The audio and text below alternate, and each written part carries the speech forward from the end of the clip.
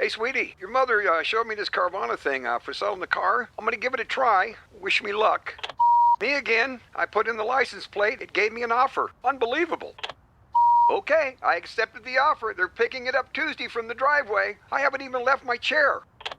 It's done. The car is gone. I'm holding a check. Anyway, Carvana, give it a whirl. Love ya. So good, you'll want to leave a voicemail about it. Sell your car today on Carvana. Pickup fees may apply. Make game day yours. Tickets, food and drinks, stats, and streaming. Everything you need is in the Utah Mammoth app. Download today and make game night easy. Download on both Android and iPhone. Just top.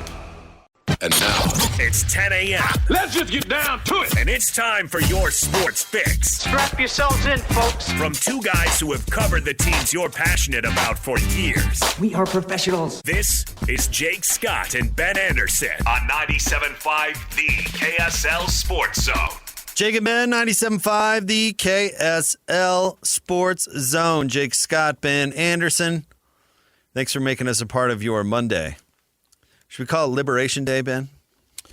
Liberation from the rebuild? Sure. If that's what people think is happening, sure. Oh, they're gonna keep booting games next year?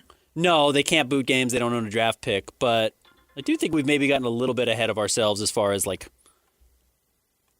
they're still developing a lot of young players. And I still think that's going to be a key piece of the development, including whoever they end up drafting. But that'll be a part of it. But no, you're absolutely right. The tanking 4-year run that we've been on watching the Utah Jazz, it's just not possible to continue. Yeah. They don't have a pick. There's no reason to do it. We're going to play some end of season sound coming up here momentarily, which I have not heard yet. Is that what they're selling over there? Tempered expectations? No, but I think just a sense of I know everyone wants to kind of turn the page and move forward and pretend like the last 4 years aren't a part of what's coming up next. And in some ways they're not because of Jaren Jackson Jr. and whoever they draft, et cetera. But, whoever they draft is going to take a lot of time. And if they end up drafting a top 4 pick, it's going to maybe be their most important player or one of their 3 most important players on the roster. So that's going to be a big piece of it as well. So, no, I don't think that's necessarily, in fact, let you hear from Austin Ainge coming up here momentarily and kind of ask him about the idea of moving on from the rebuild. And he didn't distance himself from the idea that, yes, this is kind of the idea of the ability to move forward. Yeah, I'd love that move forward. That's the language he should have used last year. I'm eager to hear from Austin, but I mean, tempered expectation. Let me go the other way. We did this exercise last night on the pregame show. The Jazz win 22 games. Mm-hmm. If they played all their guys all the time and stayed reasonably healthy, including Walker Kessler, how many more games would they have won this year? 15? 16?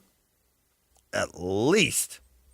Are you factoring in the Jaren Jackson trade? Because I wouldn't even factor that in. And I'd say they would have won 15 or 16 You also have to weigh that if you're trying, teams try against you. And teams came in not trying. No, I get that. So, and they had to undercut a lot of teams. I understand. But, Ben, how unbelievably backward did they have to bend over for the last 2 seasons in order to finish with this kind of record? I think 15 or 16 is probably right about. Yeah, that gets you up to 38, 39. That's probably about what they are. So now you factor in Jaren Jackson, and then they're actually playing, and everybody has a year more experience. Mm-hmm. I don't think legit being a playoff team next year, not a play-in. God, wouldn't it be nice if they got rid of that? If they decide to do whatever else they decide to do with the tanking and then just got rid of the play-in. That would be wonderful. I think they could be a legit playoff team next year. And I don't think it's fair or unfair to set that expectation, frankly. I get it why, because Locke has been playing down expectations for next year already. And I get why I get why they do that, because nobody wants to underachieve. And if you set the bar at a reasonable, height, then everything on top of that is gravy and you get credit for it, right? So I get it why they'd want to tamp down expectations, but if the Jazz had fewer than 40 wins next year, that would be incredibly disappointing. No, I think you need to be looking at closer to 50. Yeah. I think you should be ignoring the play-in altogether. That should not be a goal. That should not be a part of the conversation. Yeah, I honestly think agree. that's a letdown. And you should be looking at how many between the Lakers, Rockets, and Timberwolves can you pick off? How many of those teams can you surpass? Because that does get you into the top 6. And I think every single one of those is on the table. And they're all flawed teams. Very flawed. Yeah, absolutely. And don't have the depth that the Jazz have and don't have the continuity that the Jazz have. No, this should be Jazz should be good next year. So the point is that the trying to lose games is over. That's what I'm talking about with Liberation Day. Mm-hmm. I'm not talking about even expectations for next year. But the fact that Will Hardy's going to actually be able to coach and we're actually going to be able to see a legit NBA rotation and all the things that people like to read into or watch or observe or whatever actually has meaning as opposed to now. Oh, that funny feeling Jazz fans got every time they won a game that they weren't supposed to win is you should learn to wash that out of your system. I hope you cleansed it last night. Well, let's see. I'm trying to let me bring out the box score. What was Shibwe last night? Like 27 and 17 or something crazy? What 29 and 17? Yeah. The Oscar Shibwe game, absolutely unstoppable with DeAndre Ayton off the floor. Yeah. But that's not real. No. That's my point. No. That's not real. And people have been trying to take games and stats and be like, hey, look at this. Is Hot Dog the guy? Right. Bez and Bang gets a triple-double. Yeah, all this stuff. And it's like, Hot Dog! It's like, dude, none of that's real. Yeah. Because they're not even trying. They're not even putting out an NBA rotation. Hot Dog isn't even an NBA player. Yeah. Bez and Bang likely is not either. Right. I mean, it just Oscar Shibwe's on the board. He's got one great skill. He can rebound. The problem is he's 6'7". I mean, like, how many minutes did he play last night? 32. Bez Mbang averaged more minutes with the Utah Jazz than he did with the Sioux Falls Succotash or whatever they are. Succotash, yeah. Is that it? Skyforce or whatever. Oh, I like Succotash better. Yeah. That's crazy. It is. But it's certainly not real. So I'm looking forward to real again. Let me put it that way. The not trying to lose games. The trying to win games. Because that way, if they're trying to win and they lose a game, Ben, you know what we could do the next day? What happened? Hey! Why didn't it work? This guy did this or this guy did that. I mean, how can you come in and... You can't... The Jazz were the... I love it. The people out there are barbecuing the Jazz for, and we'll get to Austin in a second, but barbecuing the Jazz for being the worst defensive team in the league again. Or did they finish 29th? 29th, I think. Washington, I think, was behind them. People are like, this team needs to get better on defense. And they do. But that wasn't supposed to happen this year. Yeah. But that's not a legit number. Yeah, you're right. They played half the season without a center. Right. They shut down their centers for nose surgery and Kevin Love being old, I guess. Yeah. And he's not even a center. Yeah. So, like, how are you expected to play defense, honestly?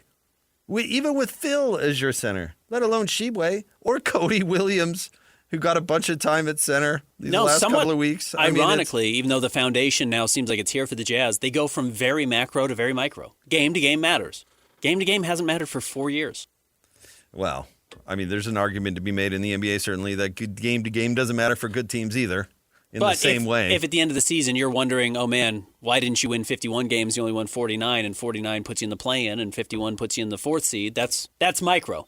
Jazz haven't had that conversation in 4 years. You know. Oh, yeah, we have. We have had the micro conversation, Ben. Yeah, we've had it every single day. Well, with losses only. For at least half the show. Yeah. What did Sacramento do? Are they going to win another game? Now, at least maybe we can talk about, can they win a playoff series? Yeah, absolutely. Who do they match up well against? Not, did you see Brooklyn had a 5-point lead in the third quarter? Tanked. Yeah, I'm with you. I'm glad it's done, too. How about Boston tanking last night and Orlando still losing? Well, Orlando stinks. All right. Let's get to the Jazz. What is technically President of Basketball Ops? President of Basketball Operations. Yep. Want to get that correct. Austin Ainge. This is end of season media availability. Ben was there. Let's play it for you. I just wanted to say I am very grateful, feeling very grateful for for a lot of things, but our fans this year were incredible. They showed up and we're just very grateful, and hopefully they can see the path we're on, the excitement for the young players, and some of the optimism we have going forward. I'm very grateful for our coaching staff. They pushed at the right times. They lifted up and showed love at the right times. I thought they did a tremendous job with our group this year. Our veteran players really set an example of work ethic and also ensured our culture and positivity in the locker room maintained throughout a long year. And then our young players, of course, were humble enough to accept a lot of coaching and advice and worked really hard. And I thought pushed through some ups and downs and made some real progress that helps us as an organization. That internal growth was key for us this year to make the steps we want to make. And we feel very optimistic and hopeful about the team that we can have next year and the options we have to add to it this summer. With that, I'll take questions. Would missing the postseason next year be a disappointment? I'm going to focus on the process right now, Sarah. We've got a lot to prove. We've got a big summer ahead of us. Our players and our front office. Players have to get a lot better and continue to work. And in our front office, we have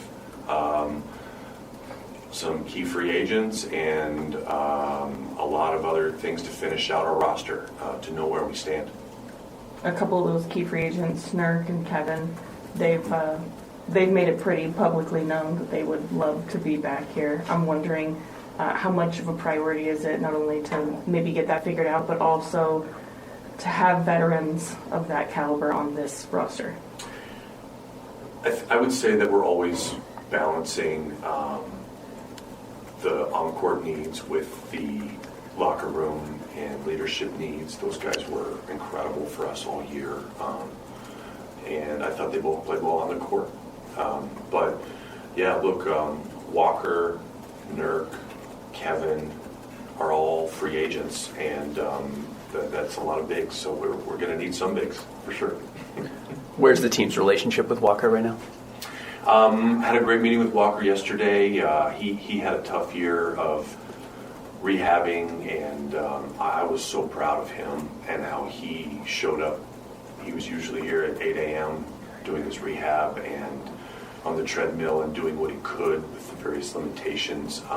He showed up with a smile every day. We're big fans, but we've got to figure it out this summer with the contract. What have you seen from Ace's development, and what do you project him to be next year as you kind of look for a developmental offseason? Yeah, Ace, I will just smile thinking about him. He just brings a smile to my face. He's just a happy person. He brings energy every day, and that made it easy to work with. And everyone on the team wanted to help Ace because he made it easy. He's got that golden retriever type personality that he's first and foremost. When we talk with Ace about the summer, it's the weight room. He's going to live in there, and he's excited about it. He anytime we talk to him a lot about strength, and anytime he can bump anyone and make a shot, he makes sure and tells me about it after the game and flexes and all that. So he knows he's going to work really hard to get stronger. And then defense is going to be a team-wide goal for us this summer. So every guy's been told that we're making a big leap next year defensively. No discussion. This is what's going to happen, and so that'll be a focus for his. And then I think looking at our team again, we have a lot to figure out still, but I would say ball handling will be the other thing that a lot of guys will need to improve on, and Ace also. One of the big league-wide discussions this year, and that will be in the coming weeks, are the anti-taking policies that the league's trying to implement soon. Yeah. I'm wondering what you think of sort of the proposed policies that have come out and how those might affect non-destination teams, how they might affect trades. Yeah. It's been really interesting few weeks. We've had a lot of dialogue with the NBA and with other teams. The NBA we have we're competitors, but we're also partners, and so we've had a lot of interesting discussions. There's some really good ideas and proposals. out there. We're still trying to narrow those all down as a group.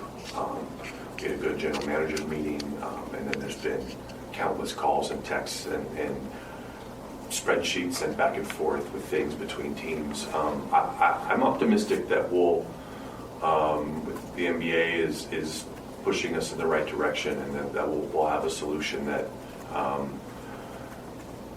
we're looking at short-term and long-term solutions, and I'm optimistic with some of the proposals.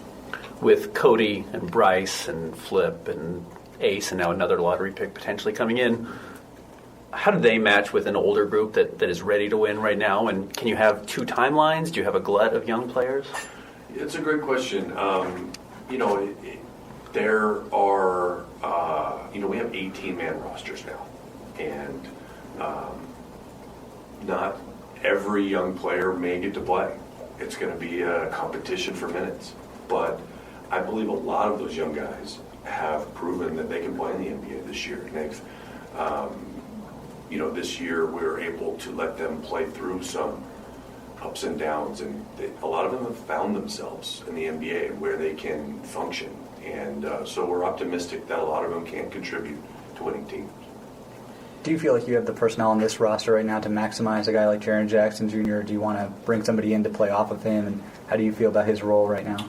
I think we have a lot of good players that Jaren can play with and that he can help. And he's such a versatile, easy guy. he can defend and shoot and pass, and I think he fits a lot of teams, which is a lot of his value. He's a really, really good player, but he can play with a lot of different types of players as well. I think we have a lot to work with. I think Jaren has the tools he needs to have a great year next year. Do you know yet when the league is doing the coin flip? I believe it's the 20th, or give or take a day. The league didn't tell me that. Someone internally said that, and I haven't verified it, but I think that's more or less where it's at. How would you characterize kind of how you guys are going to approach the off season and free agency and trying to maybe add to the team? Aggressive? Careful? Those lines are difficult, right? It usually depends on opportunity, Sarah, but I would say that we are, we made a big move with Jaren, and that, we started this season with potentially a lot of cap space this summer, and now Jaren was kind of our big move. And so I would say we'll always be aggressive, looking to improve the team, but unless amazing opportunities present themselves, we don't have tons of cap space that way, right? It'll be more additive players.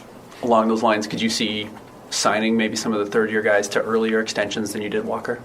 We'll look at all that stuff, yeah. We'll try to be strategic, but it always depends on the values, man. How are you viewing this year's draft and where you guys are positioned if you end up at the top 8 spot? I think it's a very good draft. We'll see what kind of luck we have and where we end up, but there's a lot of ways to add to our team, and the draft is one very important one, but it's not the only avenue. Do you think that the season is too long? You're asking me on 4 hours sleep. Yeah, me too. I think it's an interesting thing to discussion points. I'm not aware of any serious discussions on that topic right now. I think we've had a very successful league with huge interest for 50 years with this amount of games, So I think it's working pretty well. Between Keontae's jump and Lauri's jump, and were you surprised at maybe how quickly the team got moving and winning games earlier this year?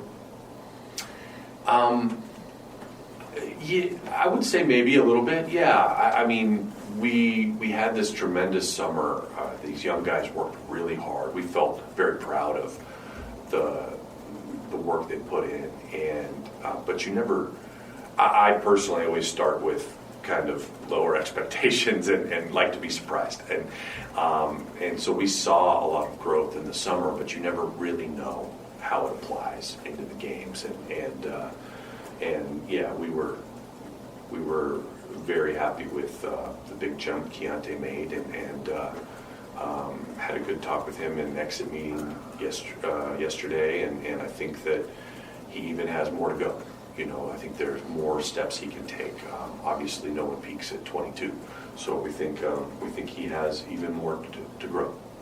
There are a lot of people who think, 4 years, the rebuild's over, you don't have a draft pick next year, can't find yourself in the same situation you have been. How do you view where you are in this rebuild and kind of the trajectory of the team?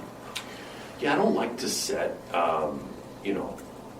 exact expectations, because sometimes they can add pressure, but sometimes they can be limiting. So I want the guys to focus on the process, but I do feel like we can make a good leap next year. But it'll depend how everyone comes together, but our guys are really motivated. Lauri and Jaren are great leaders and great guys, and they're really excited to take kind of that mantle this summer to make sure everyone comes together and we win next year. They're really motivated to be a part of something like that, and I'm really excited for them. We often talk about culture, but it's also the balance of on-court needs and leadership. What would you say are the non-negotiables when it comes to building out this roster? There's a lot. I mean, we want guys that aren't about themselves, that are about the group, that will play winning basketball and accept coaching and play the right way and act the right way would be the shortest way to say it. And I feel like we have a very good base of that. It'll be a it's a big summer project to finish out this team in a way that we can add on both of those on and off the court. You mentioned that you don't want to add pressure expectations, whether or not you want to. There will be more scrutiny, probably more eyes, more expectations from the outside. How much do you think that you're going to learn about the guys under kind of a different lens? Yeah, we're so excited for some expectations. We know. I mean, we always feel it, right? The fans that I mentioned, they're so awesome, and we feel so much responsibility to them, and so we've always had, from Ryan and Ashley on down, we know that we have a special place, and we want to put a great product out for our fans, so a team they can be proud of. So we know that we need to make some progress, and we think we have some pieces to do so. But yeah, it'll be a different feel, and the players know it, and they're very excited for that opportunity as well. Between Bez, Hayden, and Anderson Garcia, it seems like maybe you guys were mining for perimeter defensive players. Yeah. Do you think that's accurate, and is that an area you're going to be focused on this summer? Yeah, I think it's a area of need, potentially, right? We'll see how things go in the draft and other things, but for sure it was intentional. Where do John and Spee kind of equal into what the future plans are?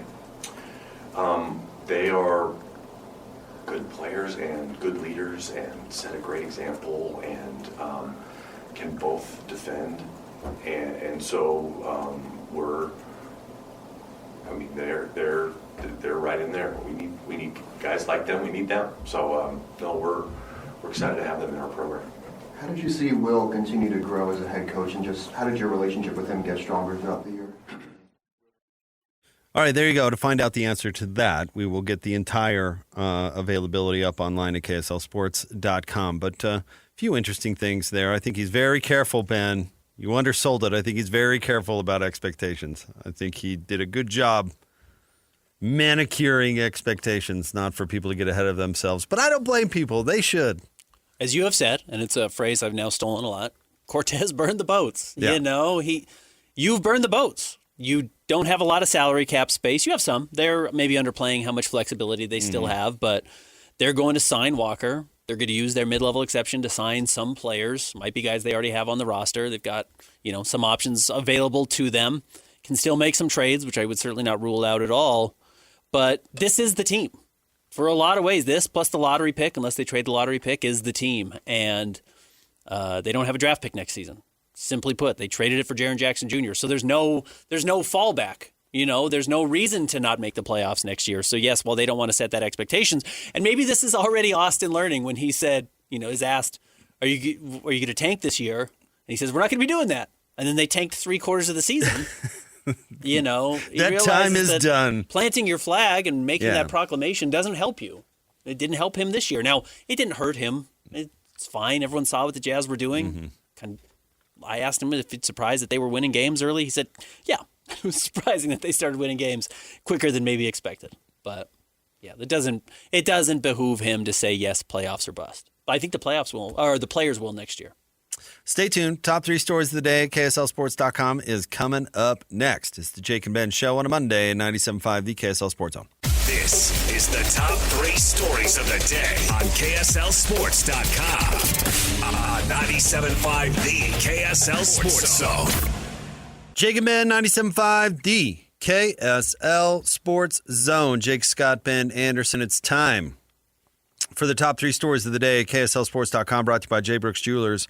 Cherish your love with J. Brooks Jewelers. Explore their expertly crafted engagement rings made from the finest materials. J. Brooks Jewelers. Sean in for Christian today. Sean, where do you want to start? Number 1, Jazz wrap season with 22 wins, tied with the Kings in the standings. So, again, we can start to move on from this conversation, but there is a little bit of lingering, information we are waiting for. You heard Austin Ainge in the last segment. He thinks maybe a week from today, the NBA will hold its coin toss random drawing to decide who of the Jazz or the Kings gets the higher pick. Jazz tied with the Kings for the 4th worst record in the NBA. Regardless, that means the Jazz have, I believe I wrote it down, a 45% chance or 46.1% chance, I think, of drafting in the top 4. And if they win this coin toss, they're for sure holding on to their pick. If they lose this coin toss, there's a 0.6% chance they lose it. But they're holding on to their pick, 99%. Okay. So that's what the whole season was about. That's what the last 60 games of the year was about. Honestly, I'd say it's what the last 4 years is about. It has been not just those picks those years, but waiting to get draft picks in the right years. And they did it last year by getting the worst record in the NBA and drafting 5th. And this year they sacrificed, 200 games from good players to try and get this guy, whoever this guy is going to be. Yeah. It just goes to show, and we've had this conversation before, good decisions are great. That's awesome. Mm-hmm. Bad decisions you can pay for a long, one bad decision can sink you. Dennis Lindsey made one bad decision. Well, let me tell you, one bad calculation. And I'm sure Quinn Snyder probably had something to do with this too. But they made the calculation that they were losing in the playoffs because the 12 minutes that Rudy Gobert was not on the floor was the problem. And so their solution was to find another Rudy Gobert light for those 12 minutes. It led them to sign Hassan Whiteside. Uh-huh. It led them to draft Doak. I mean, it kind of let them draft Tony Bradley, don't you think? Mm-hmm. To trade for Tony Bradley? Yeah. And that simple calculation led them to trading Derek Favors.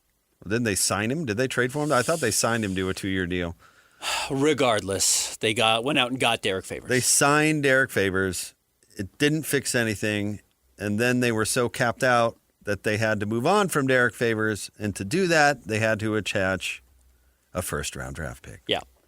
Which has led to all of this through the last 4 years. Now, it would not have behooved them to be good anyway because you want a higher pick. But nonetheless, it stunted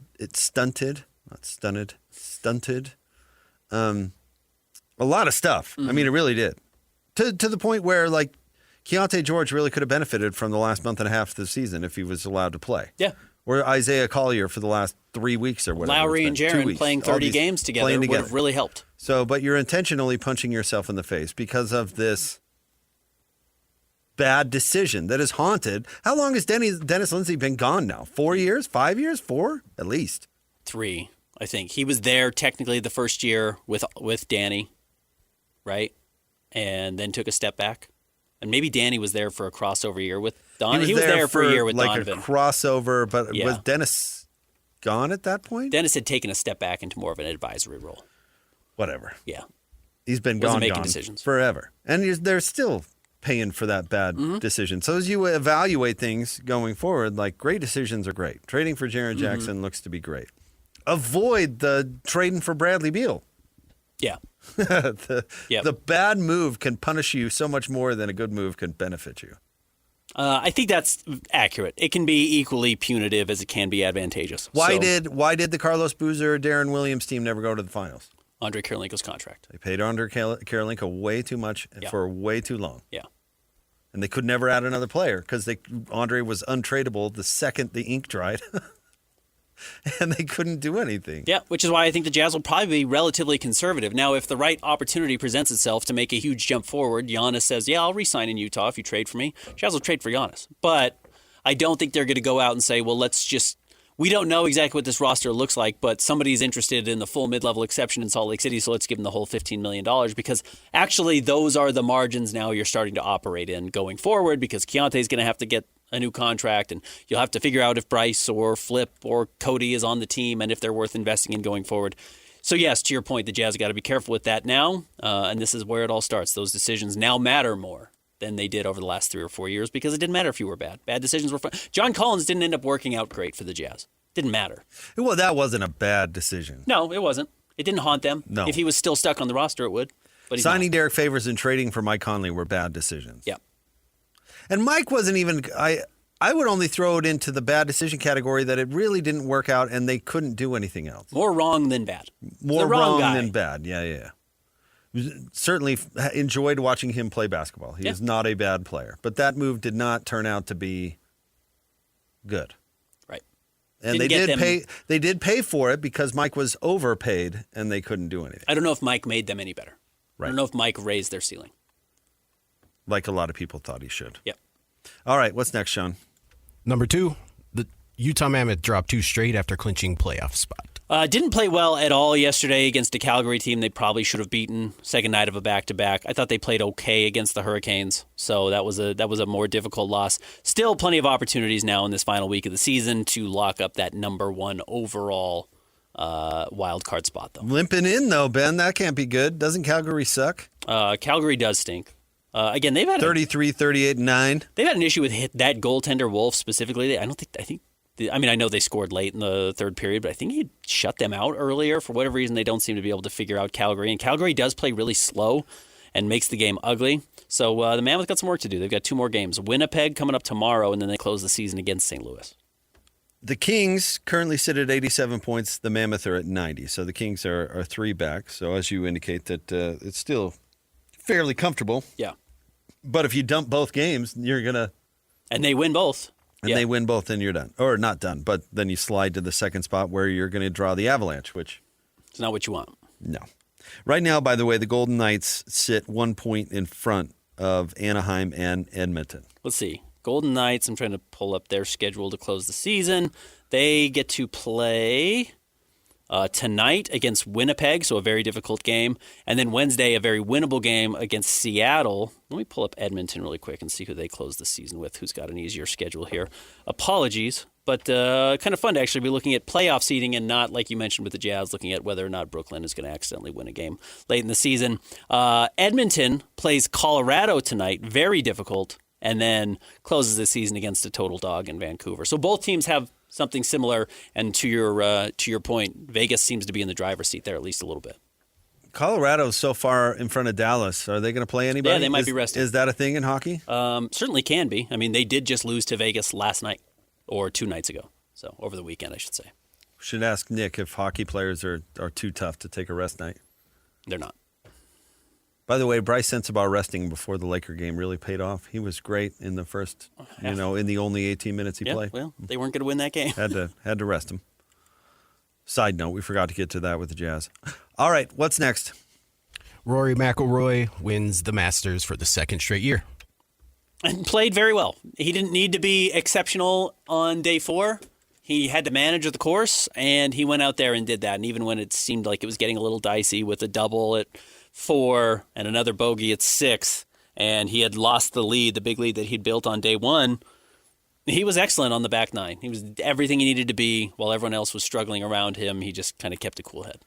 Man, a lot of choking going on the Masters, including Rory trying himself to choke by bogeying on 18. But Justin Rose was happy to choke even worse. So a double bogey earlier in the round for old Roar, who I don't know. He was okay. I got a chance to watch a lot of it yesterday, which was kind of funny. Mm-hmm. Told my kids, I said, hey, if you want to watch TV, we're watching golf. So some torture for you. You can deal with it.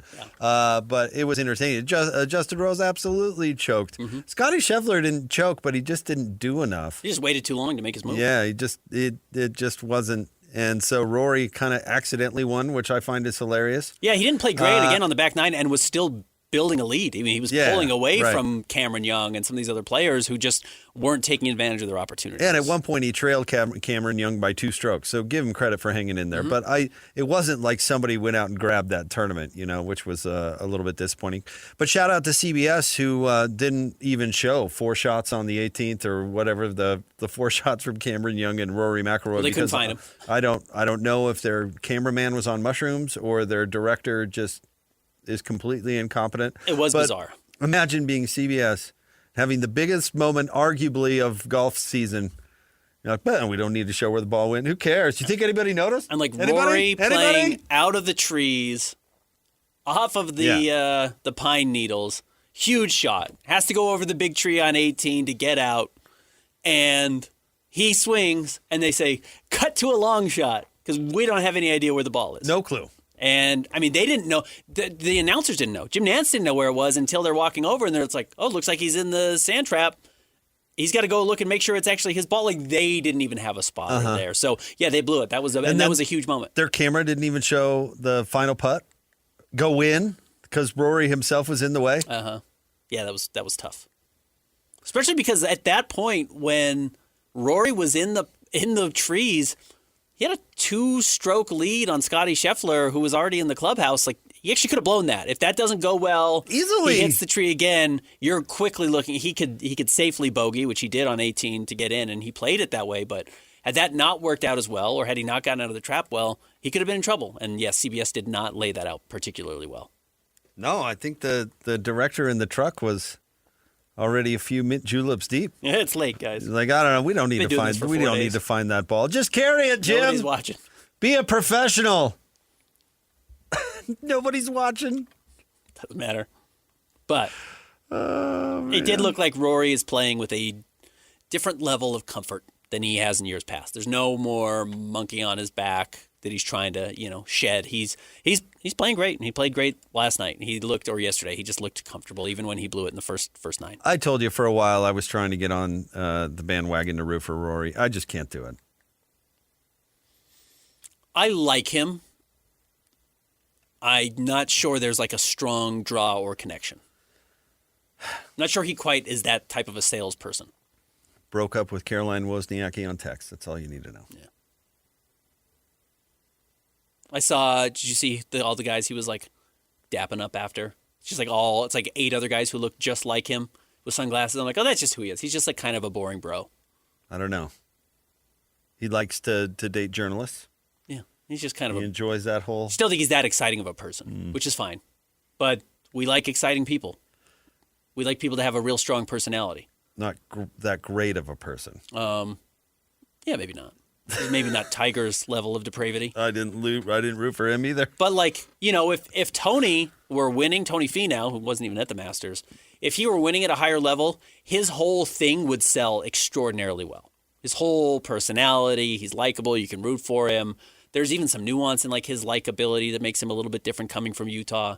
And I think Rory lacks that. Do you care that Rory has just played that course for a month leading up to the... People were complaining about that if you just don't even play events and play... Only focus on that? Only focus on that. Because he can play that whenever he wants now because he's a member. Yeah. Hey, I guess that's the advantage of winning. Go win and you can do it. I would say that would be more of a point if it were a different course. Like if you found the course, and this has happened before, but wherever the U.S. Open is being played, and you just take a month off before and you do nothing but play that course, then I could see you complaining. But they play Augusta National every year. Every year. And who was it, Bob or Brian, that told us they basically made no changes this year? Yeah. So it's the same course he won on last year. I mean, I think Rory, having been there, and I mean been there at the highest level, winning the Masters mattered more than the fact that he'd been on the course for a month. Whatever, he sucks. Go Justin Rose. I think that was his chance, and he blew it. Yeah, but he's like 105. People have been saying that's his chance since the 70s. I think he's like 41. Anyway, so way to go, Rory. That was fun to watch. I thought he was 45 years old. He's not even 46. Stay tuned. We'll have more Jake and Ben coming up next. We're going to let you hear from Jaren Jackson Jr. at the top of the 11 o'clock hour.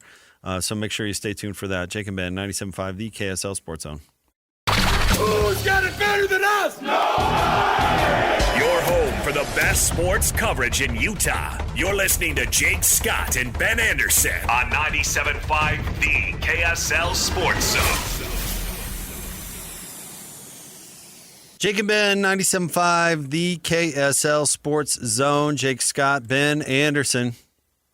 We're going to hear from Jaren Jackson Jr. At very least, we might have another player we can mix in the 11 o'clock hour as well, as it's, I don't know. You used to call it locker room clean out day. I don't know what you call it They still anymore. do it the same way that they used to. And really not many teams around the NBA do. There are still some players that come back after the final game, and it's just not how most teams operate now. Yeah, which is one thing about the pandemic that annoys me. Gave them the excuse to change things up a little bit on that front. Yeah.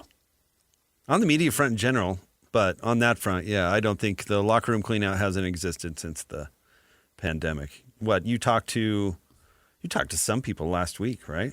Yes, some of these we get to cover kind of as the season is winding down. And some of that's difficult because they haven't had their player interviews yet. But up at our YouTube page, KSL Sports, you'll find Ace Bailey, Lauri Markkanen, Jaren Jackson Jr., Keontae George, Kevin Love, Yusuf Nurkic. I think I'm missing a couple. And then I talked to a couple of guys just kind of not off the record, but, you know, season stuff. We didn't even talk about the Memphis game. I didn't pay attention to the snap talk. Were people outraged over the Jazz winning that game? I think the fact that the Kings won that same night allowed everyone to take a breath. Take that out of it. Were people upset? I think everyone realized the Jazz were going to have a hard time losing that game. Because look at who Memphis played. That was the worst NBA team that has ever been fielded. Memphis? I'm pretty confident You're that probably Memphis fielded the worst NBA team in history. I don't think that's a stretch. We ran into JP down getting some food. JP Chunga, of course, not only our good friend, but he is the voice of the Stars. He does a lot of work in Salt the Lake City Stars, not doing ads for celebrities. Or not the Dallas Stars either. Yeah, no, right. Sorry, the Salt Lake City Stars. The voice of the Stars. And JP gets a chance, and he's really good at it, but he gets a chance to, kind of see and evaluate all these players in the G League. And he was talking about how he had called games for all of Memphis's players this season, and they weren't even the guys starting for Memphis weren't even starting for their G League teams. I mean, talk about feeling bad for David Locke. David Locke had to call a game going in with all these players that nobody's even ever heard of. I mean, They had one player shoot 50%. Everyone else was below that, and those guys were Jamal Meshack, Lucas Williamson, Toby Akani, Adama Alpha Bai, Derek Whitehead, who was a first-round pick, and Rayon Rupert, who was a second-round pick. But they benched Whitehead. Mm-hmm. He's playing too well. There was no way, short of, I don't even know, short of what extent were they What could you do more than that? Have to gone to, I mean, short of truly just playing three players, I don't think that it would have been possible to lose that game. And it had the wackiest box score. It has to be in the history of the NBA. The first time in NBA history that two players coming off the bench had triple doubles. 5 Jazz players had at least a double-double. Yeah. And you missed the point where not only was it 2 players off the bench who had a triple-double, it was the only 2 players off the bench that played.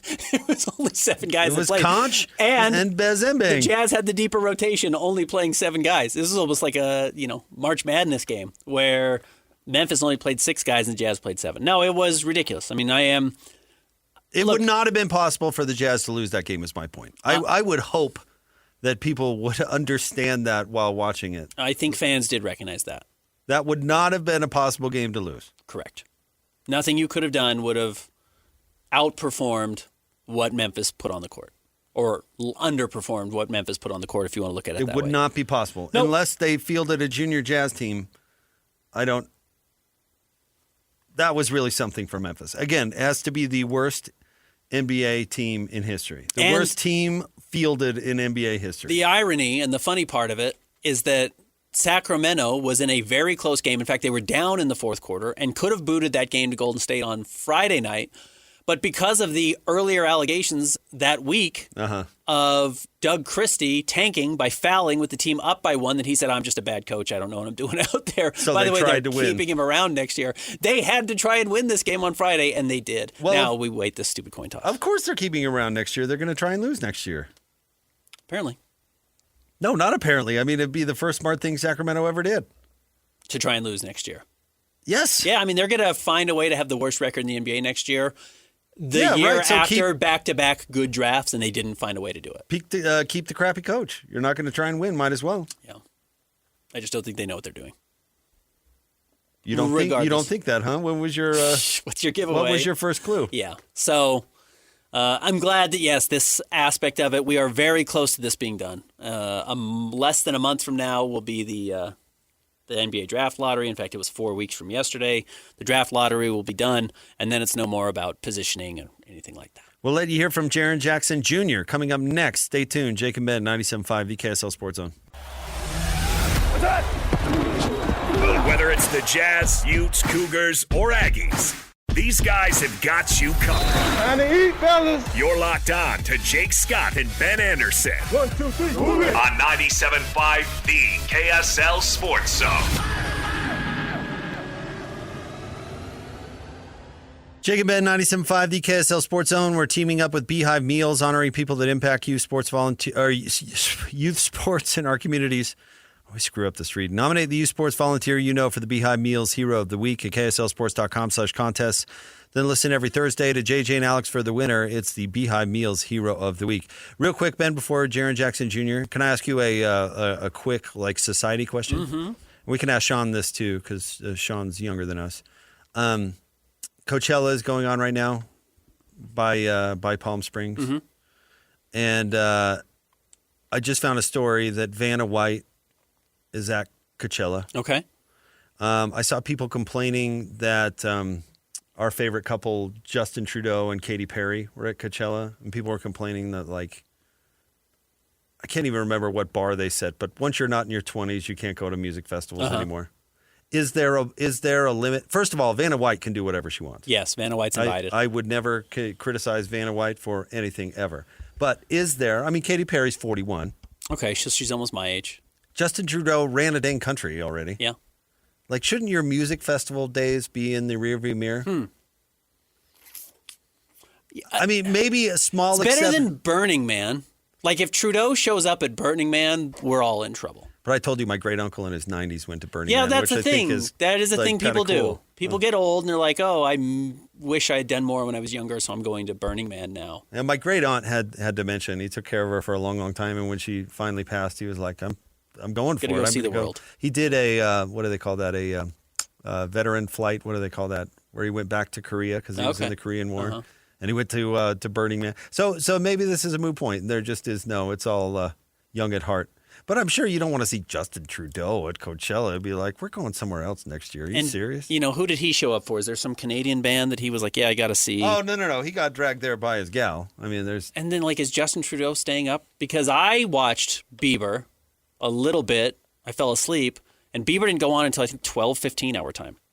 It's Justin Trudeau, are you staying up till 11:15 specific to watch Justin Bieber do a very average performance? Well, I don't know. How hard is Justin Trudeau going at it these days? I don't know. I mean, did he have one of those where I had to stay buttoned up for all this time and now I'm just going to cut I'm it ready loose? to cut loose? Because he's dating... Again, that's the trouble. I don't want that. If you've been at the top of the world and, he's not quite there as the Prime Minister of Canada or whatever, but I hope he doesn't feel like he has to get away from everything. Well, let me just tell you this. Like, we were at Holiday City Park the other day. Can you imagine seeing a former president at Burning Man? It'd be weird. Yeah, I don't want that. But we were at Holiday City Park the other day, Ben, and they have a skate park over there, and some skate team was using it. And my daughter and her friend took their scooters over there and just were riding on the little hills or whatever. And all the skate team was like, "There's a bunch of little kids here. We're out of here." They bounced because there was a bunch of little kids here. I never want to be the opposite of that. Like if somebody goes to a music festival and they're in 20s and they belong there and they look over at me and they're like, "Oh, the geezers are here. I guess we're going somewhere else." You don't want to be the geezer? I don't want to be the geezer. Sure. I feel like I'm the geezer now when I show up places. Right. It happens quick. So I've stopped going to those places. I'm going to a music festival coming up in the next little You're the geezer. All the people in their 20s are going to be like, what is this geezer doing But you know here? what? They've started booking bands for geezers. At this festival you're going to? No, not this one. Yeah, exactly. Yeah, you're not going to, like Aerofest, feel free to knock yourself right out. Sure. But that's what the state fair is for. County fair is for going and seeing the geezers. Is it at the county fair? I don't think location matters. No, I mean, that's who. The county fair is, though, for I don't want to say washed, but it's like, yeah, cool. Third Eye Blind's coming through for the county fair. People who, when you were 18, mattered, and 20 years later, they don't. What was that stupid tour back in the day that all the skater people went to? Warped Tour. Warped Tour? Yeah. Like, once you're a certain age, you can't go to Warped Tour anymore. Like, if you went to Warped Tour when you were 21 and you saw somebody in their 40s, you'd be like, oh. Old man's here. This is Jump the Shark. Guess I'm not going to this band. It's over. Yeah. I don't want to be that geezer. Okay. Rob yourself of opportunities. Of? Opportunities. See live music. Be with the people. Be with the young people. Well, yeah, I'll go see Poison when they come through. I'm not going to the hipster festival. Okay. That's it. All right. I'm not saying I'm giving up live music. I'm just not going to go where I'm not supposed to be. That's it. It's an age limit. It's not for me. There's an age window. It's not 21 for me and over, anymore. and nobody older than 35. 30. Okay. But except Vanna White, who can go anywhere. Okay. She got a pass. She does. All right. Jaren Jackson Jr. Sat down with media. Ben was there. Let's play you the availability. Hey, Jaren. Hello. Dirk picks up the mic, so I'd be. Look like you're in control now. Right? What's kind of last couple months been like for you? I mean, getting to know the guys, but not being on the court. What has this all been like? I mean, it's been fun. Every day just being around them, rehabbing and working hard, and I'm glad I got those 3 games under my belt before, so I'm overjoyed for that. Where is your knee? What's the latest? What's what? Where's your knee as far as health goes? Oh, it's fine. It's progressing normally, exactly how it should, and I'll be 100% for the season, but definitely 100% to train this summer, the whole entire summer. Is that scary to find out when someone says like tumor? Is it scary? Probably. You know, I think I heard it like pretty early in the morning, so I was a bit. That's good. I was a bit like, oh damn. But yeah, it's something. It's life, man.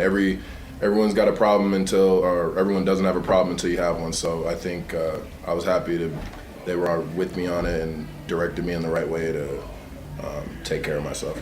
Lauri just told us that he was surprised, not in a bad way, but like when you got here, that you were way more detail oriented than he was expecting, and like picking up on small things and just like ready to talk right away. Did you want to kind of come in and make sure everyone knew that like this is a part of who I am? Well, I think that's probably naturally who I've been, especially later in my career. I've watched a lot of guys, older than me when I was in Memphis, and they, seeing what they do and taking different parts of that, making it my own. And yeah, he's right. I'm always thinking about the game, and when we're not out there, we're always talking about X and O's and how we like the ball and where we like doing things. So I think that'll help us kind of speed run. You can't really speed run it, but speed run on-court chemistry a little bit, kind of get ahead quicker. Having watched this team now for 2 months, what excites you about next season? Our size, our versatility, the talent levels off the charts. there's really not much to not like. I mean, everybody's playing hard out there. The offensive system's great. And just I'm glad to be able to come here and do whatever it takes to help and lead and compete. And, yeah. What can you do to help the defense? I mean, this year it's bottom of the league. Mm-hmm. You're known as a defensive stopper. What can you do to help the team? What can one person do to help a team change their ways? Just go. I mean, whenever the ball, just go. I think when I was out there, I get a sample size, but, they're releasing me to go to the rim from wherever I'm at, and they'll organize around me and recover around me. So not just rotations that are set, with whoever's there go, but actually having me go. And I think just talking early and loud will help us because, the guards can't see behind their head, and that'll help them a lot. How do you like to attack your off seasons? Like in the past, what have you done training wise? What are you hoping to get done this season? Yeah. Definitely needs to change now that I'm older a bit. I probably needed to do, well, depends how you look at it, but I probably needed to do a little bit less early. I think I would like to just hop right back on the court, like after any series if I lost a series or if we didn't make the playoffs. I was probably back on the court quicker than probably I should have been. And I think taking that time off from it is good, but I've been also rehabbing, so it's a different type of timeline. And just working on my body and my conditioning and really getting in the best shape, I think, is my number one priority. Like, I'm not thinking of anything else but that, because, you can use conditioning as a weapon for real. Like, it's a huge thing, especially in Utah, so. What have you learned about Will? Will? What have I learned about Will? I mean, he loves the game. He loves to compete. He's fiery. Definitely wants to win all the time. So I think that fits in great with who I am as a person. Open dialogue about who I am, just so he knows how to get the best out of me, coaching me. And yeah, he's great. Well, do you like hard coaching? Do you need someone to come in a little bit softer? Because everyone's different with that. What do you like? I mean, what do you like? I mean, I feel like, I don't think, like, as a player, you don't get to pick that. I think you adapt to what you're in and be grateful for the opportunity. I don't know if I've ever had that. I mean, I had Coach Izzo, so I know what's up and down the line. Yeah. In high school, it was same sort of thing. I've seen hard coaching in my life, so I don't think I've known much else. I don't know any coaches that aren't hard, honestly. I think there's some coaches that'll, like, they know that there's some guys on the team that, like, if they get really, really into them, that they're not going to react the best, so, like, they can be a little bit harder on some guys than others. Mm-hmm. Yeah, I mean, I hope he's hard on me. I hope that sets the precedent for everything down the line. I want to be coached, and that's the only way you're going to grow. As you think about this team getting healthy and playing again with you and Key and Walker and Lauri, like, just what do you think about the potential of this team next season in a pretty loaded Western Conference? Yeah, there's no take every game for what it is. Don't look ahead. I know about the Western Conference. It's a bloodbath every year. That will never change, and I think that's the excitement about it. It's gonna be fun to compete every night. You're seeing these teams 4 times, learning them. So then when you get to the postseason, you figured out what they do, they figure out what you do, and you just got to do everything perfect or try to do everything perfect. I think the West is never gonna change, and you just got to stay humble and put your head down and just work. You can't really look too much. You don't know where guys are gonna be in the league come next season, what the moves happening in the summer, but I guarantee you a lot of them will be in the West. You've been around for a couple months. What stands out about the consistency of the support from Jazz fans? Selling out games. I think when I'm walking around, just the dialogue is pretty interesting. Like, they kind of skip the whole hello thing. They kind of just go right, hey, like, they'll be like, hey, how's the knee? Is it good? That'll be like the first thing they'll say to me instead of hi, kind of like, they're already in the system. They're already, I'm coming into their ecosystem a little bit. So it's unwavering support everywhere. Shoot, Park City, walk around downtown, and you're gonna feel that. I for sure gonna feel it tonight in our last home game. Have you grown close to anyone inside the locker room specifically? Anyone you've gotten to know very well? I mean, well, I came over here with my boys. I think with my schedule with when I started rehabbing versus when I was playing, like I was around Keontae a lot more. I think we've been pretty much in the gym at the same time all the time. So, conditioning-wise, we've been bouncing ideas off each other on how we want to approach the off-season. And then Lau is a psycho with just how he works. And I'm just, we're bouncing ideas off each other on what we can do to improve. Zay, EJ, Ace. Yeah, it's been fun. I mean, playing rod's been fun. You know these guys. I mean, y'all know them even better than I know them. And these are fun guys. I'll ask it kind of in a more pointed way. Do you think that this roster can make the playoffs? 100%. Cool. Okay. Nice. Thank you. I like that last part. Don't downplay it. Yeah, you wouldn't expect that coming from a player. Players don't. Players are fully expecting to make the playoffs next year. I don't know if I'm digging Lau as a nickname. Do you think that's what the players call him? No. Maybe. They all have nicknames. I like Mark better. Okay. Hey, Mark. Mark. Okay. Marky. I like Marky better. Lauri might not like that. Lau may not like that. I've never called him that in my life. Well, you shouldn't be calling players by their nicknames. That's something that... Call Keontae Key. You know what I mean? It's short for his first name. He doesn't call me Benjamin. Yeah. I don't know. I learned... I know... I guess I don't know for a fact. I never heard it from his lips, but Quinn Snyder hated being called Q. Yeah. And every reporter, probably you excluded, I don't remember you specifically, but a lot of reporters, let me put it that way, would start out every question with, "Hey, Q." Yeah. And just knowing that he hated that so much. I don't act overly familiar because I think it bothers people. I don't call John Conchar Jitty.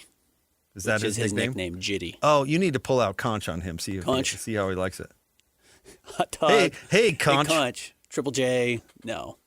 T. Henny. I did not call Taylor Hendricks that. No. The guys have their little names for each other. Yeah, that's what I'm saying. And if K-Love, no. If a reporter dives in acting overly familiar, it'd be like... Correct. It's a bad sign. No, that's what I'm saying. So I don't know about Key. Maybe he doesn't care about Key. Maybe that is like calling somebody Ben. But I know Quinn Snyder hated being called Q. Yeah. And well, he didn't want to be called Quinn either at first. It's like, he didn't want to be called Quinn. Well, I'm sorry, a fellow human being. He wanted Coach or Coach Snyder or Coach Quinn Snyder. Yeah. He did not want... Sorry, Dion. He did not want Quinn, and he did not want Q. Sorry, Emperor Sanders. I don't know what to tell you guys. Hey, Q. Yeah. I'm going to see you every day. Well, like even the name shortening one, where they'd be like, "Hey, Don." Like instead of Donovan. Yeah. I don't know why that like overly familiar. Is that even his behind the scenes nickname? Don? I don't know. Don? Must be. Walk. We don't call him Walker. Call him Walk. Yeah. Okay. So there's some of those, but I don't think those are overly familiar, especially early on. You know, you learn to get to know guys. Walt Clayton liked Walt, not Walter. It was kind of funny in the same way as back in the day with my guy Hans, who hated being called Hans, and so anytime somebody called him Hans, you noticed. Yeah. All right. Should we get to Lauri? Lau? Excuse me. Lau next. Should we hit Lau? Coming Lau? up next. All right. A little Lau Mark and then. Coming up next, Jake and Ben, 97.5, the KSL Sports Zone. The sports you love, the teams you can't live without. Get a sense of urgency! This is Jake Scott and Ben Anderson on 97.5, the KSL Sports Zone. Jake and Ben, 97.5, the KSL Sports Zone. Join Scotty G coming up on Wednesday from noon to 3 at Bar W Beef, their pop-up event at the Cal Ranch store, 950 North Main Street in Spanish Fork. You could go to like a ska festival, Ben. They're all geezers at ska festivals these days. Yeah. Ironically, I saw these guys at one of those tours you were talking about. I'm sure you did. did. I was very young, and I'm sure there was a bunch of old dudes there, and I was like, oh, that's not cool. These old guys, you can't like Mighty Mighty Boss Tones. Yeah. But that was 20 years ago, which is the point. Yeah. Maybe more. This reminds me of junior year in high school. Okay. Because everybody just played it nonstop. Yeah, right. Yeah. All right, we heard from Jaren Jackson Jr. in the last segment. Anything else we need to go over that he said? I mean, his knee's fine. Not that he said, other than I think Jazz fans should be relatively prepared for this to be Jaren Jackson Jr.'s team next year. And I don't think they are because he has not been there for the last 4 years. But I think there's going to be a major turnover for what this team feels like next season. And it's going to be, I think Jaren's going to be the central piece. You don't think Lau would have an issue with that? He is a total introvert. Now, I think he's come out of his shell a little bit, but no, Lauri will let anybody take it. Well, I don't care about personality-wise. What about on the floor? He's an introvert everywhere. Yeah, but he should score 26 points a game still next year. If anyone is likely to drop to 15 points a game next year, it's Lauri. That would be a huge failure. I think it'd be a huge mistake, but... If Lauri dropped that much in production, it'd be a huge failure and an underutilized resource. But he took a backseat to Darius Garland and Colin Sexton and whoever when he was in Cleveland. But, Cleveland aside, I mean, you've heard the... I don't know, whatever, the stories about when he first got here and they had to pull him aside and say, hey, yeah, you're the team's best player. Mm-hmm. They had to, tell him that. That was 4 years ago. I don't know if he knows still. I think if, and it's not like, it's one thing for LeBron to take a bite out of Chris Bosh. You know, they didn't add LeBron to the team. They didn't add Luka to the team. They added Jaren Jackson Jr., who in and of himself is not a selfish player. I would be shocked if Lauri were not the team's highest scorer next year. He should be the favorite, but I would say it's among the 3 guys on the team, maybe 4 if you want to say there's 4 guys that could. I'd say Lauri's at 40% and the other 3 are splitting the 60%. I don't know if it's... It's not going to be Jaren Jackson Jr. That's never been him. They're not going to let Key be hot dog, so it's not going to be him. So hot dog! Who else would it be? Key won't play if he just lets the air out of the ball. I mean, the play hard and pass thing isn't going away. I agree. It's really easy to score when you have the ball in your hands. They're not going to let him. That's my point. Yeah, they didn't let him this year. Oh, no. Yes, they did let him do that. Yeah, but they're not trying to win. You think the play hard and pass thing goes out the window next year and Keontae all of a sudden is taking 21 shots? No way. I don't know. It's very possible. I don't think it's possible at all. Look at the NBA. Who scores? Look at the top 10 I'm scorers in the NBA right now. I'm not talking about the NBA. I'm talking about Where the Jazz. Jazz. Where do the Jazz play? They're playing the NBA. Yes, and it's a copycat league. These guys aren't that creative. No one's that amazing. So Will didn't mean it when he said play hard and pass. He didn't mean it when he had that whole thing with Colin Sexton and Taylor Horton-Tucker and all that. He didn't mean any of that. No. I disagree. No, you play who's your best player. Who makes it easiest? That's what it is. What's the path of least resistance? Ball dominant guard doesn't win in the NBA. So I don't think they're going to do it. They know that. Shea, Luka, Jalen Brunson, these are top 4 seeds. Cade Cunningham. Luka only takes 19 shots a game. He's literally the most efficient guard ever to play. He doesn't play like that. Like that? Doncic plays like that and hasn't won squat. Like that? Been to the finals. Kinda. What do you mean kind of? Kind of. He went to the finals. I know, but... How do you kind of go to the finals? That wasn't the world's most strong Western Conference. And they kind of fluked it out anyway. Still made it to the finals. Okay, you can hang your head on that. And that's what teams do. I'm just telling you what's going on in the NBA. I don't think there's a chance Keontae George leads the team in Is there scoring another player on the planet like Lauri who leads a good team in scoring? No, and there never has been. If Keontae George is a let the air out of the ball point guard, I will take back every nice thing I've ever said about Will Hardy. If Keontae George is the one dominating the ball on the team next year, then absolutely will retract every nice thing I've said about him. And as I've said, Lauri, if I had to pick right now who would be the Jazz's leading scorer, I would say it's probably Lauri. But it's not 80% likely. I think lazy coaches let guys go out and dominate the ball. Or scared coaches, in the case of Mike D'Antoni. Because he took the job and changed every core philosophy about his coaching to let James Harden dribble. I don't think that's Will Hardy. I really don't. I think Will Hardy wants to win games because winning games keeps you employed, and guards that score a lot of points win a lot of games. Win some games. In the regular season. Winning in the regular season gets you a long ways for coaches. I wish coaches, I wish we were reinventing the wheel. A lot of these teams end up where they are because the rules behoove you to be a guard who dribbles and draws fouls. And Keontae is really good at dribbling and drawing fouls. And the Jazz do not have any other ball handlers on the team. He can handle the ball, absolutely. I just don't want him taking 21 shots. You move the ball movement. That's what at least it would appear that they're working toward through all this mess. They just gave the franchise to a point guard with all this talent. I don't see him doing it. No. And a barely proved point guard at that. Yeah, we'll see. Lauri's never proven anything either. Speaking of Lau, let's get to, here's Lauri Markkanen and his locker room clean-out interview, kind of. Got a haircut. You got a haircut. I did. Wasn't about me. Lauri, has this season been frustrating? Yeah, it's not the results that you want, obviously, but trying to look at the big picture, I think we got a great future ahead of us, and that's kind of been the back of our minds as well, and trying to get the guys healthy and be ready to go. And I feel like we're doing progress on that, and see the guys kind of pushing their bodies at the gym, and that's kind of motivating everybody else as well, but obviously not the results on the court that we've been wanting. So in that way, frustrating, but you've been trying to find positives. I guess I'm actually kind of not talking about the results on the court. I mean, just like not being able to play, kind of another year where it's the results you don't want. Like, has that been frustrating? Yeah, but kind of what I just said, Yeah. just you try to look at the positives and getting your body right, and like, yeah, I mean, obviously frustrating not to be out there. You want to play every game, and especially home games like right now, just trying to feel like just bummed out being on the bench and seeing all the fans that come support us and not being out there. So that's the frustrating part, and so been trying to find positives to kind of hang in there and get my body right, and yeah. Is there any way that you can improve without playing?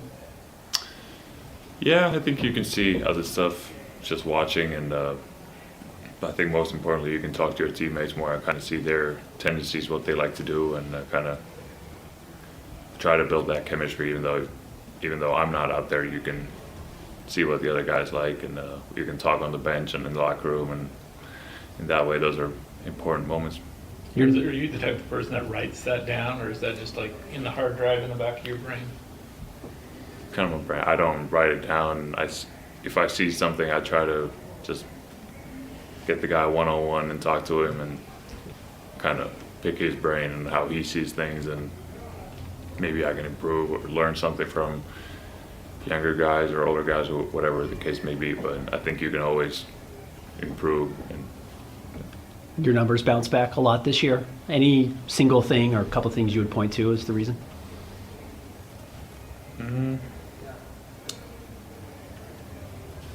I always give credit to my teammates, right? So I think that made it easier. Keontae made a big jump, and that took some pressure off me as well. And but in general, I think we played within our system better, and that fit me better, moving off the ball. And I think our teammates did a great job of finding me, setting good screens for me, like having Nurk set down screens, and I don't think I've been that open in a while, you know, and so those things matter, obviously, and then I think just did a better job of finishing at the rim and shooting the ball better, so that helps. What type of impact did Jaren have on the locker room after he got here? So what? What type of impact has Jaren had on the locker room, even since he's not been on the floor? Yeah, it's been good. You don't know the player in person before he gets here, right? So he's proven to be a lot more, I don't want to say this wrong, but like he's more into details than I thought, and he's really explaining it to the guys and how he sees the game, and he's a really smart player, and that was a really positive surprise as well. Not saying like I was expecting that, but like how vocal he is and how we talked on the bench right when he got here, like from day one. So he's been really good in that way, and then just the character in the locker room and having positive vibes the whole time, and so it's been a pleasure to have him. Ace has taken a big step over the past couple months. What's most impressed you about his growth? I mean, you always say the game is slowing down, right? But I think for him, he sees just getting those reps coming down, pin downs, or just the way we play in our system. I think it is slowing down from him. He sees the reads better and taking his time. He's pace going to the shot. Like, he's not rushing, and I think this last couple months he's really taken a step of seeing things even clearer on the court, and that helps him obviously score the ball really well, make good passes, and I think he's improved on the defensive end as well. And yeah, the whole year he's been a good offensive rebounder, and I'm glad that he's been kind of showing that even more now. You mentioned Nurk. Him and Kevin are going to have free agent off seasons. They both said that they'd love to be back. First of all, how important for you would it be to have both of those guys back? And in the case of Kevin, how important is it to have a vet in a locker room who has seen every level? I would love to have both of them. I'm really good friends with both of them, and I think it would be a big thing for us just having an older guy, both of them older guys, and who've seen a lot of things. And Kevin's a champion, and like you go into a year, we have high expectations, and it's not like going to be perfect that you win every single game. There's going to be some rough stretches, and I think those things matter and how you handle it in the locker room, and that translates to the court. So I think those veteran guys who've been through it are very important, and so I would love for both of them to be back. And that's the part about the NBA. You never know what's going to happen, and you have really good friends on the team, and sometimes they switch teams, they get traded, they sign somewhere else. So you never know how everything's going to work out. But I mean, I've enjoyed my year, both of them kind of reuniting with Kevin from the Cleveland years, and still have the same chemistry. And so.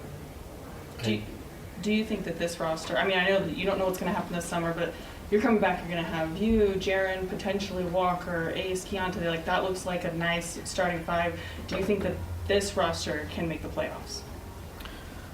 I mean, things have to, obviously, the league is super talented, and I think we got to put it together, but we definitely have a chance. I think, and that's our mindset going into a year, that we will make the playoffs, and that's everybody's goal. I've talked to the guys, and they're ready to go into off-season and work out and get better in every way possible and kind of be ready to go in October. But just, yeah, hopefully we can get great summer and add a couple pieces here, and I think we'll be ready to go. When you signed the deal, you said, you believed in the vision that Jay-Z and Danny had for this team, and I'm kind of curious now that we do look to be ramping up into, contention windows again, like, do you think that this is kind of that vision that you guys saw then, and is it better or is it worse? How does it compare? Yeah, we never really talked about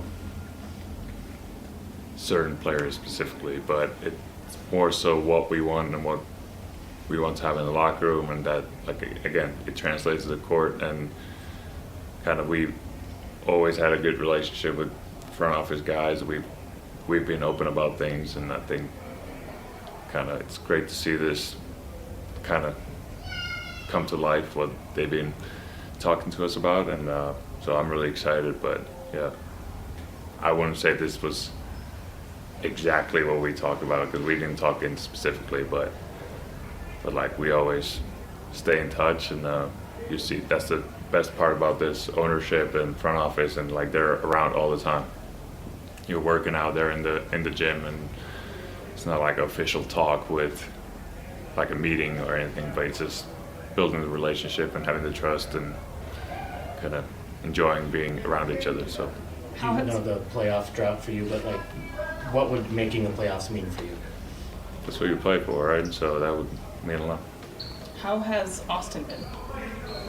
He's been good. Obviously, don't know him as long of a time as the other guys, but again, same thing. Just he's at the gym all the time, and we see each other and have these little talks about life or basketball, and so he's been really good. What are your summer plans? Stay here for a little bit, and then go to Finland, and we have a couple of national team games, and I'm excited to have that as my ramp up again going to the NBA season. So a little bit of a family friends time, but then a lot of basketball again. So if you have to play more three next year, what do you have to do this summer? Just keep working on the explosiveness, and like sideways moving type of stuff, and then it kind of, I think a lot of film work goes into it too. Like, 3 and 4 they're kind of same spot, but like you're guarding a little faster guys at the 3, and but matchups always, especially how the game is now with a lot of switching happening. So just working on my body, get that healthy, and try to play on the perimeter a little more. All right. There's Lauri Markkanen, locker room clean out. On the last part, it doesn't matter because you're huge. And if a 7-foot guy guards a 6'6" guy, you're going to have an advantage, whether you're fleet of foot or not. It's the brilliant part about having a huge lineup. But Jazz fans are going to have to get used to that because they're used to defending bad defenders who are a little itty-bitty. Lauri can be as mediocre a defender as he wants. If he's guarding a 6'7" guy, he's going to have an advantage every night. You just gap him. He's going to suffer some blow-bys. He will because he's not that quick. And he's got weird timing on some of his stuff. And it's not going to matter because they're going to turn the corner and Jaren Jackson Jr. and Walker Kessler are going to be there. I mean, that's the advantage. The Jazz, by adding Jaren and bringing Walker back, are essentially able to hide Lauri. You know, Lauri most nights is probably going to guard the worst player, if not Keontae. And then you're going to have Ace, going to be kind of the primary perimeter defender, and they'd love to get another good perimeter defender in the draft. Austin Ainge kind of talked about that being a focus. But, yeah, I think that's kind of the model that they're going to be looking for, and Lauri will be in a good spot. Wrapping up the Jake and Ben Show. Coming up next, 97.5, the KSL Sports Zone. Whether it's the Jazz, Utes, Cougars, or Aggies, these guys have got you covered. Time to eat, fellas. You're locked on to Jake Scott and Ben Anderson. 1, 2, 3, move it. On 97.5, the KSL Sports Zone. Two amigos on their ways, talking sports. They got it made, Jackson on soul. Loves his tie guy, Ben's got style with his scarves. Oh my.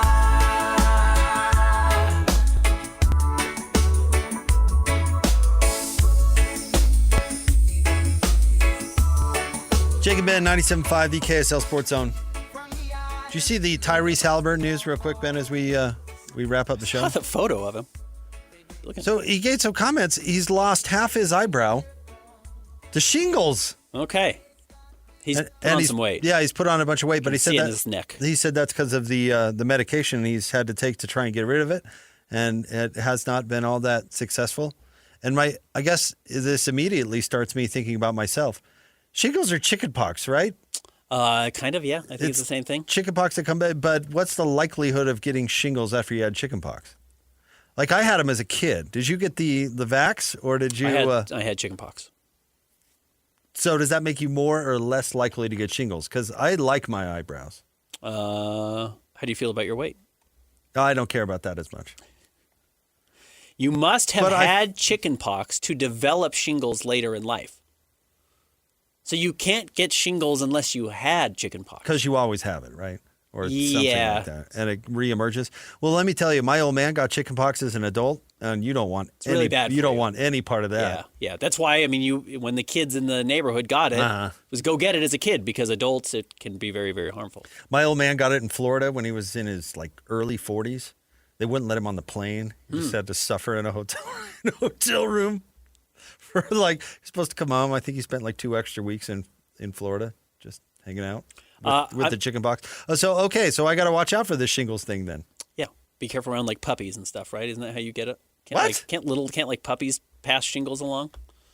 How do people get shingles? That's what I'm saying. You already have it, and it reemerges. It just reemerges. Yeah.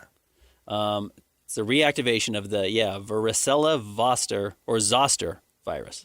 Yeah, so it's VZV. Reemergence of chickenpox. No, you don't get it from dogs. Okay. That sounds like an old wives' tale. You can get worms from dogs. Yeah, I'm sure you can. Careful. But no, I don't think you can get shingles from dogs. Close contact with lesions pose a risk of transmitting the virus to humans from dogs. But no, I don't want shingles. But apparently there's not a whole lot you can do to avoid it. But not a lot of people get it. Hey, if you're Tyrese Haliburton and you're the Pacers, you want to get it this season, right? If you're going to get shingles, it might as well be now. It's a good year to get it. Yeah. Cody Williams had mono at the end of last year. I don't know how he got mono, but... Better to get it then. Yeah, better to get it last year than this season. He played well to close the season, kind of. No, I think you can throw it in the play well category. I mean, whether or not it's sustainable or that's going to be his role going forward is a different discussion. Yeah, But or if he's on the team. I don't think he played poorly. Certainly played much better this year than he did last year. Then again, if he had had a triple-double, people would have been like, wow, Cody's really figured it out. And then you realize, Bez and Bang had a triple-double in these meaningless games. It's just the triple-double in the NBA doesn't even matter. I just don't know if stats matter after January. It's kind of like running for 1,000 yards in the NFL. Maybe a bad example because nobody runs anymore, but like there's 2 extra games. Yeah. Since when they set the standard as 1,000 yards being a good season, like there's more opportunity. Teams play differently now. I think triple-double now is an outdated stat. Yeah, I agree. Quinn Snyder used to rail against it because he didn't understand why we cared about counting by tens. It was like, well, we have 10 fingers. I mean, that's honestly why we count by tens. It's easy to count that way. It's a round number. It's a round number. It's easy to do, but we do like triple-doubles for that reason. Stay tuned. Scotty G and friends coming up next. 97.5 Thanks, Sean. KSL Sports Zone.